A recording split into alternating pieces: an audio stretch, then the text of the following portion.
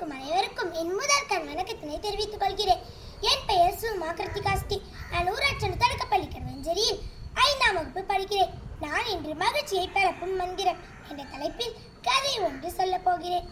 அது ஒரு அழகான கடற்கரை பகுதி. அங்கு மாறன் என்ற மீனவன் வாழ்ந்து வந்தான். அவன் தினமும் கடலுக்கு போய் மீன் பிடிச்சு அதை விற்று வரும் பணத்தை வச்சு தன்னோட குடும்பத்தை நடத்திட்டு வந்தான். அவன் என்னத்தான் பாடுபட்டு உழைச்சானோ அவன் வாழ்க்கையில மகிழ்ச்சி என்பது இல்லாதது போல இருந்தான். ஆனா மற்றவங்க கிட்ட இது என்னத்தான் வாழ்க்கைன்னு வருத்தப்பட்டு கொள்வான். அவன் முகம் எப்பவும் வருத்தத்தோட கடுகடுப்போட இருந்துச்சு. ஒரு நாள் அவன் பள்ளியில படிச்ச நண்பனை சந்திச்சான். அவனை தன்னோட வீட்டுக்கு அழைச்சிட்டு போனான். அவனை நல்லா உபசரிச்சான். அவனுடைய நலம் விசாரிச்சு வருமானம் மற்றும் குடும்ப நிலைகளை கேட்டு தெரிஞ்சுக்கிட்டான். அப்பத்தான் மாறனுக்கு தெரிஞ்சது நமது நண்பன் தன்னை விட ஏழ்மை இருக்கிறான் என்று. ஆனாலும் அவன் முகம் எப்பவும் புன்னகை கொடுத்த முகத்துடனே காட்சி எடுத்தது. எல்லாரிடமும் அன்பாக பழகினான்.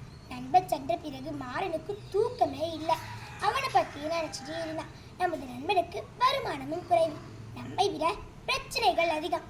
ஆனாலும் மகிழ்ச்சிக்கு குறைவே இல்லாமல் வாழ்கிறானே, அது எப்படின்னு யோசிச்சுக்கிட்டே படுத்திருந்தான். அப்படியே தூங்கிட்டான். மறுநாள் காலையில எழுந்தான். அவன் மனக்குழப்பம் தீரவே இல்லை. அந்த ஊரில் துறவி இருந்தாரு. நம்ம அவன்கிட்ட போனா நம்ம மனக்குழப்பம் எல்லாம் தீர்ந்துருமின்னு உடனடியா கிளம்பி போனான். அங்க நடந்த எல்லா விஷயத்தையும் சொன்னான்.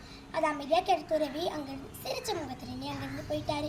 மாறனுக்கு ரொம்ப கோபம் வந்துச்சு. நம்ம மனக்குழப்பத்துக்கு பதிலே சொல்லாம இவர் சிரிச்ச முகத்திலே போறாரே, நம்ம திரும்பவும் இதை பத்தி நம்ம நிறுத்தி கேட்டா நம்மளுக்கு ஏதாவது சாபம் விட்டுருவாருன்னு மாற பயந்துக்கிட்டு கேட்கவே இல்லை. அவனும் அமைதியா போயிட்டான். திரும்ப மறுநாள் காலையில போனான். அப்போ துறவி சிரிச்ச முகத்திலே அங்கிருந்து போயிட்டாரு. இதே மாதிரி ஒரு மாசம் போயிடுச்சு. ஒரு நாள் துணிச்சல் வந்தவனாக, ஐயா, என் மனக்குழப்பத்தை உங்கள்கிட்ட சொன்னேன். ஆனா நீங்க அதற்கு தீர்வே சொல்லாம தினமும் எனக்கு கடந்து போயிடுறீங்களே, இதற்கு என்ன அர்த்தம் என்று கேட்டான். அப்பொழுது துறவியும் பதில் சொல்ல ஆரம்பிச்சாரு. உனக்கு வருமானத்தை குறைவா நினைக்கிறேன், ஆனா உனக்கு வரும் பிரச்சனைகளை உயர்வா நினைக்கிறேன். இந்த உலகத்துல பிரச்சனை இல்லாத மனிதர்கள் இங்க யாருமே இல்லை. கிடைக்க வருமானம் போதும் என்று சொன்னவர்கள் இங்க யாருமே இல்லை. இருப்பதை கொண்டுதான் சிறப்பாக வாழணும். உன்னுடைய பிரச்சனையே மனம் முழுது நிரம்பிருக்கு. அதனால் தான் உனக்கு சிரிப்பு என்பது மறந்து விட்டது. அதைத்தான் நான் இவ்வளவு நாள நினைவுபடுத்துறேன்.